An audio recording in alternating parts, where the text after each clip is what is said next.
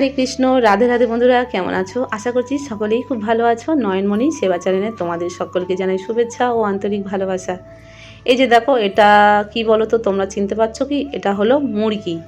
তো তোমরা দেখেছো চিনির মুরগি হয়, এটা হলো গুড়ের মুরগি। এখন যে গুড়ের সিজনে আমাদের এখানে মোয়া তৈরি হয়, তো মোয়া দোকানে এখানে কিন্তু মোয়া বিখ্যাত, জয়নগরের মোয়া।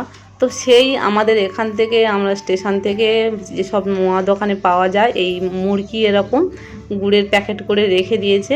তো বেশ ভালো, এগুলো নষ্ট হয় না সহজে আর অনেক দিন থাকে।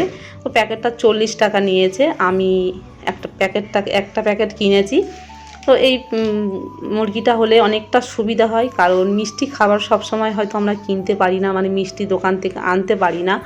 তো সেক্ষেত্রে মানে এটা রেখে দিলে অনেকটা সুবিধা হবে। সকালবেলা বা দুপুরে যখন অন্নভোগ দিই, তরকারির সঙ্গে একটু মিষ্টি হলে যেমন মানে বাচ্চারা খুশি হয়।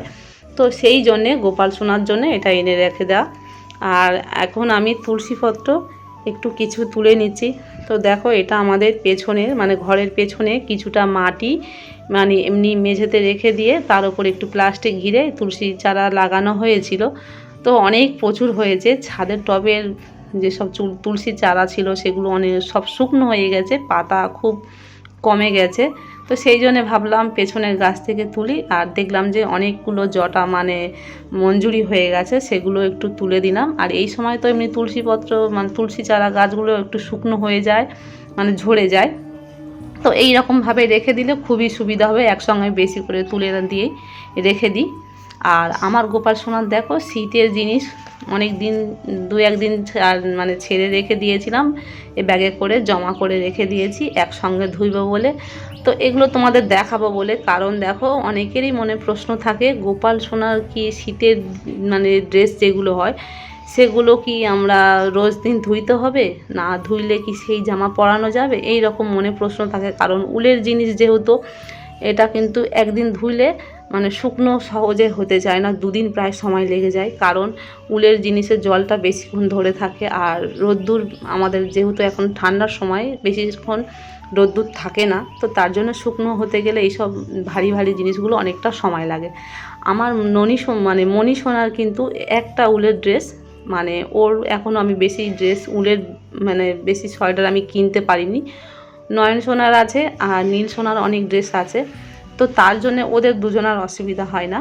তো সেক্ষেত্রে আমি কিন্তু মণি সোনার ড্রেস মানে সব দিন ধুইতে পারি না, বিশেষ করে উলের ড্রেসটা, কারণ ওর এই একটা ড্রেস। তবে অবশ্যই গঙ্গা জল ছড়িয়ে দিয়ে, মানে যেটা তুলসীপত্র হয় সেটা আমি দিয়ে ছড়িয়ে দিয়ে তারপরে পরাই, এতে কোনো অসুবিধা নেই। যাদের সমস্যা মনে হয়তো অনেকেরই থাকে, কারণ সবার ক্ষেত্রে অনেকগুলো ড্রেস কেনার মানে ক্ষমতাই কুলোয় না।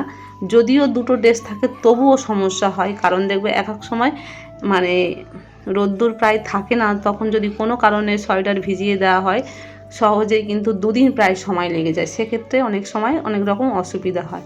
তো সেই জন্যে গোপাল সোনার ড্রেস, শীতের ড্রেস রেগুলার না ধুইলেও চলে যাবে, তবে ভেতরে একটা অবশ্যই সুতির পোশাক পরিয়ে রেখে দেবে। কেননা উলের ড্রেস কখনো কখনো গরম হয়, সেই সময় খুলেও রাখতে পারো। সুতির পোশাক যেরকম আমরা ঘরে ভেতরে একটা যে কোনো যা কিছু পরি, তার উপরে কিন্তু উলের পোশাক আমরা পরি। সেই জন্যে গোপাল সোনা কিন্তু সেই রকম সেম, কিন্তু ওপরে শুধুমাত্র উলের ড্রেস পরাবে না, ভেতরে একটা সুতির যে কোনো ছোটো পোশাক অবশ্যই পরিয়ে রাখবে। এই দিকটা অবশ্যই যেন নজর রাখবে। আর উলের ড্রেসগুলো অবশ্যই পারলে একটু শ্যাম্পু হোক বা ইজি দিয়ে ধুইবে। আমি কিন্তু আমার গোপাল সোনাদের ড্রেসগুলো সবসময় এরকম ইজি দিয়ে মানে পোশাকগুলো ধুয়ে দিই। তো এগুলো তো বেশি আর নোংরা হয় না, যেমন আমরা বাচ্চারা খেলাধুলা মাটিতে করে তাদের পোশাক নোংরা হয়, কিন্তু গোপাল সোনার ড্রেস তো খুব একটা নোংরা হয় না। তো জাস্ট একটু অল্প সামান্য দিলেও আর গন্ধটাও কিন্তু খুব ভালো থাকে।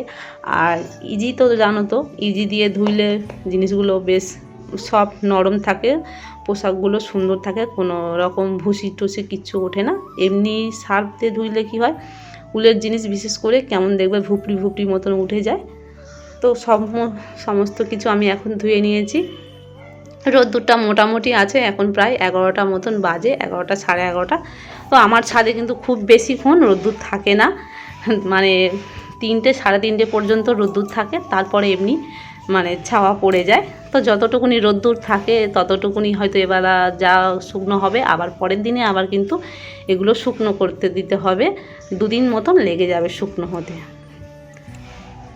আর এইগুলো দেখো আমি একটা গাছের ডালে দিয়েছি, কারণ ছোট ছোট জিনিস উড়ে যাবে, মানে সেই জন্যে আমি গাছের মধ্যে করে এইরকম দিয়ে দিচ্ছি। এখানে কোনো গাছের পাতা হয় মানে পড়ে গেছে, যার জন্য এইরকমভাবে আমি দিয়ে দিচ্ছি। আর হ্যাঁ বন্ধুরা, তোমরা যারা আমার চ্যানেলটি এখনও পর্যন্ত সাবস্ক্রাইব করে নেয়নি, চ্যানেলটিকে অবশ্যই করে সাবস্ক্রাইব করে নেবে। ভিডিওটি কেমন লাগলো লাইক কমেন্ট করে জানাতে ভুলবেন না।